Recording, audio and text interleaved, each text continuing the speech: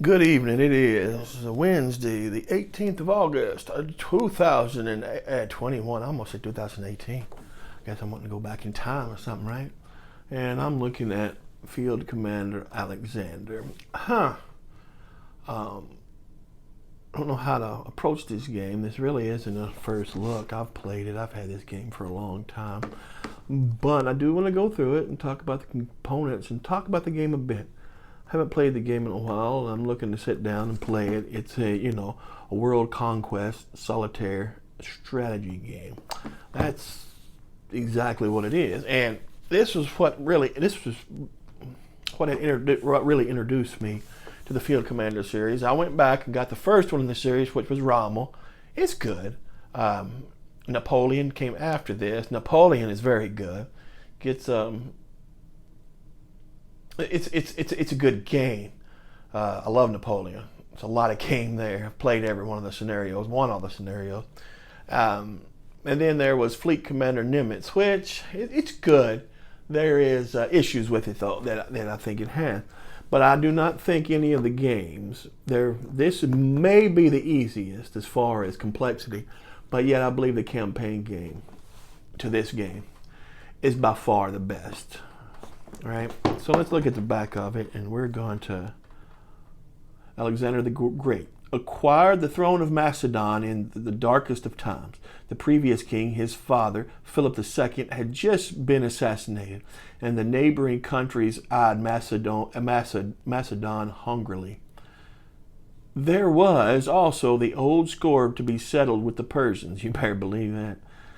Their empire sprawled across most of the known world, but they had also raided Macedon a century earlier, and this was an offense Alexander knew must be righted. Many would have been satisfied simply defending their borders, but Alexander set his sights on ruling the world. And that's true. I'm a big fan of Alexander and studying what is that, Plutarch's Alexander. And this is a good game. The things that, there we go, good box, components to Field Commander Alexander, really to all the Field Commanders, unless you have the first edition of Rommel, are so A1. Components are really good. I mean, really good. Rules book, this is the campaign game, right? That's for the campaign game. We might talk about that here later. Rules book. Well, I'm going to say this. 15 pages. That's it. Dan Verson rule books are not the old 1.2 point, 3 point, in which a lot of people love. I've came to conclusion, and maybe I'm wrong, that there's several types of people that the rules writing appeals to.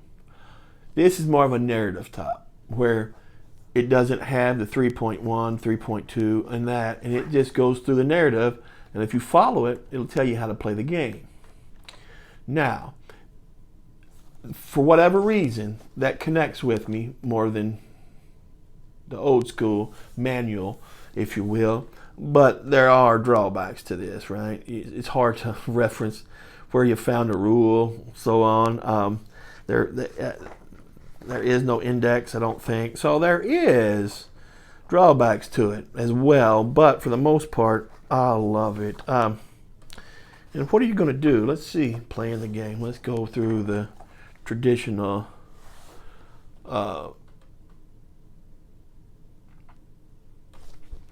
steps. The first thing you're going to do, preparation, advanced turn counter, right? Then you're going to go through enemy operations, right?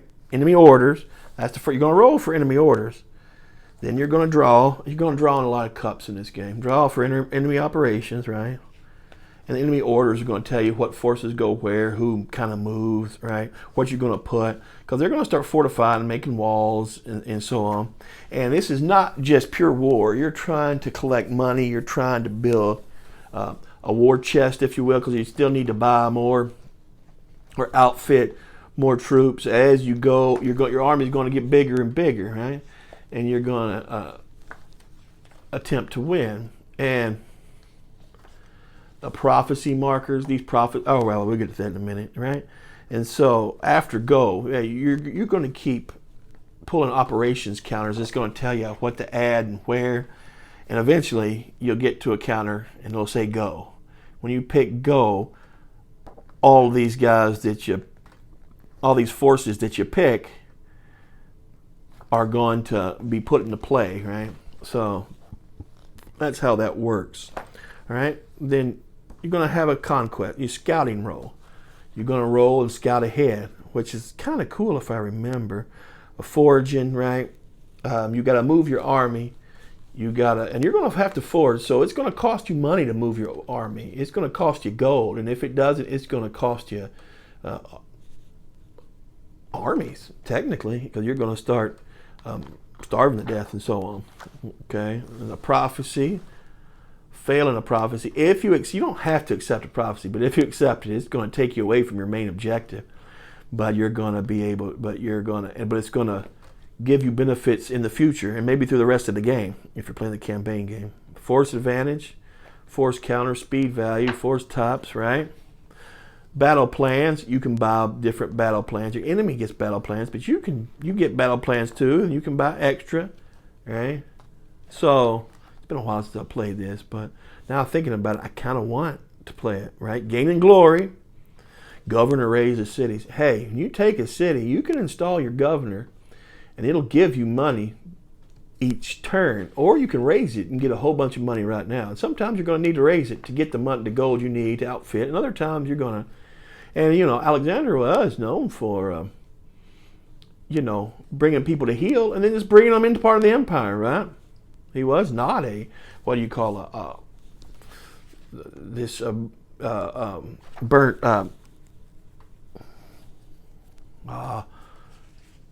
burnt field type of a guy. Okay, so you're going to have insight counters, spin, gold, and glory. Yeah, you're going to spend some glory. You're going to up Alexander, okay? And then you've got your campaign rules, which I do believe is the highlight of this game is the campaign game. All right, let's look at some of these maps. What maps is? This is Tyre. All right, we're going to look at that later. That comes later. All right, that's a. You can play it as a one-off, but all right, right there. This here. What is that? Granicus. This is where you're going to start. You're actually, when you start, Philip's still going to be alive. Philip of Macedon's still going to be alive. You're going to dip down here and fight the Greeks, bring them to heal, right? And then as you come back, Alexander, Philip's going to be gone. There are some campaign rules. What's it say here? Scorched earth is what I was thinking. He wasn't a scorched earth guy. Campaign rules, Persian. King Philip II, Alexander gets 3 extra battle plans at the Battle of Charonia, right? Because Philip II's there, supposedly, or he's still alive. So he's going to bring them to heal, and you're going to come around. And you're going to come, and these cities are going to be walled. Walls are never fun. Hey, wait a minute here. Something that I missed. I got it in here somewhere.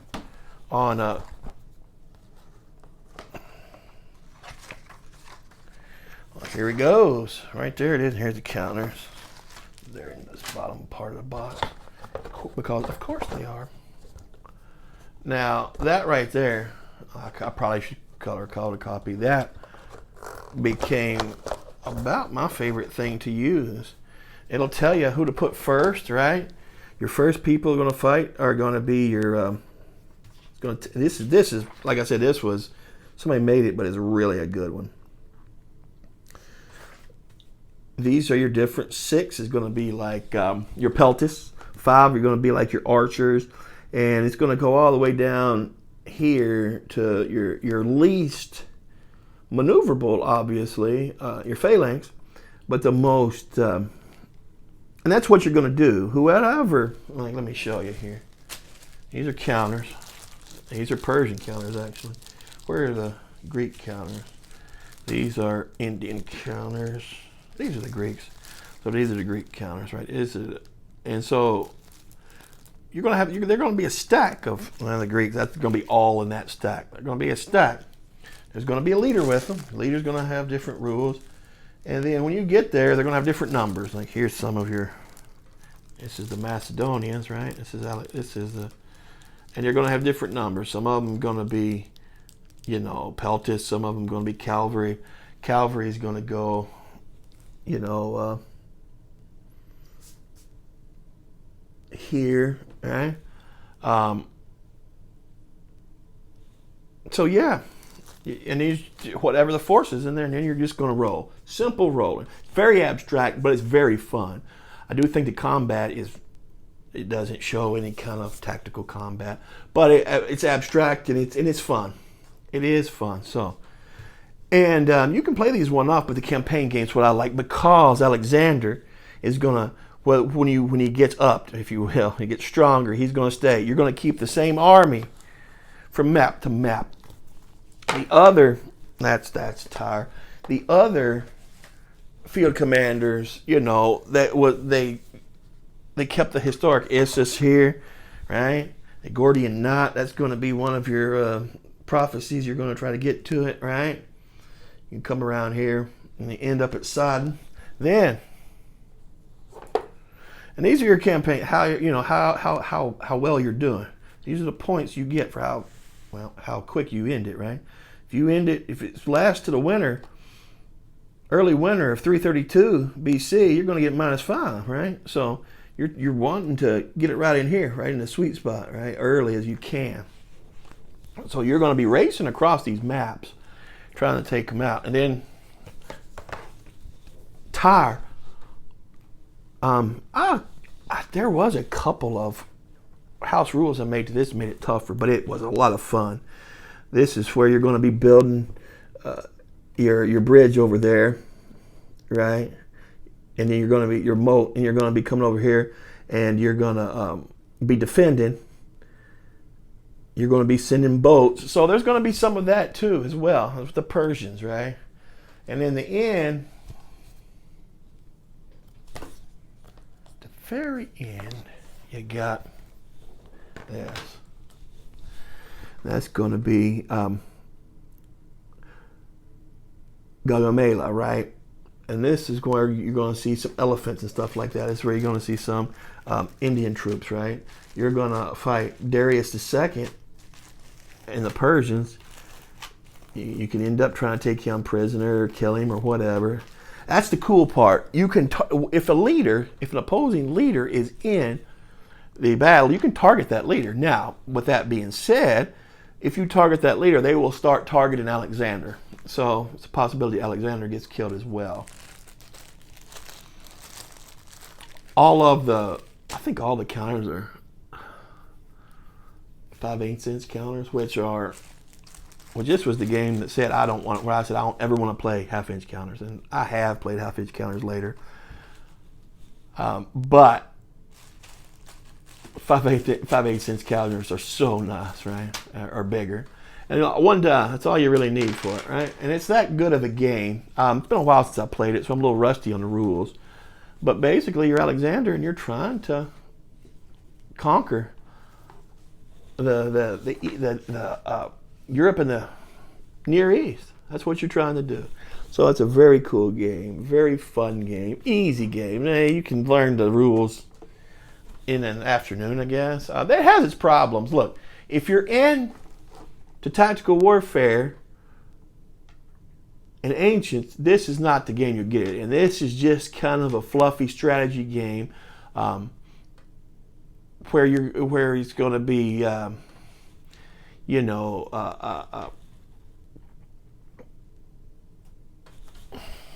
guess it's not. It's you're going to have campaign after campaign, and you're just going to have fun playing it, right? You can each scenario maybe an hour and a half. So it's definitely not a tactical level game. You're not going to get a lot of tactics in it, but you will just have a lot of fun.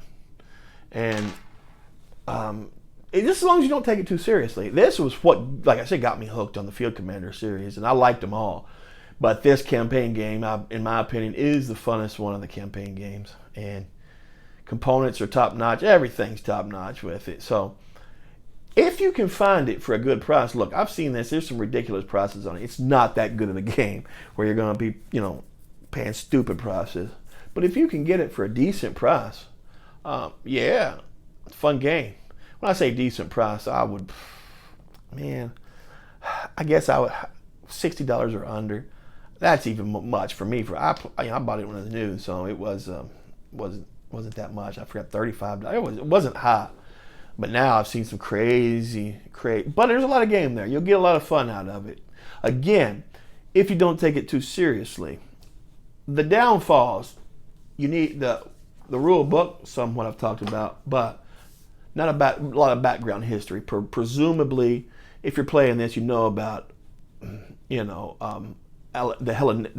Hellenists taking over, the Hellenists coming from the west and coming hard into the Near East and even the East, Middle and East, Central. So, but I wish it would have had a little bit more game notes. I've noticed that about a few products from DVG, not a lot of backstory. But other than that, yeah, fun. Beer and pretzels. It's just a solitaire game to play, just to have fun with. All right, that's all I got for you. I'll probably have something early next week. I bought Nemo's War. I've heard good things about Nemo's War. And I know it's a Victory Point game. Yeah, I'm going to pick it up and see what it's like. Maybe I'll do an unboxing of it, but I've heard really good things about Nemo's War, and I hope it's as good as everybody says. All right, folks. I'm done. I'm out. Y'all have a great night. Talk to you later. Be careful out there. Bye-bye.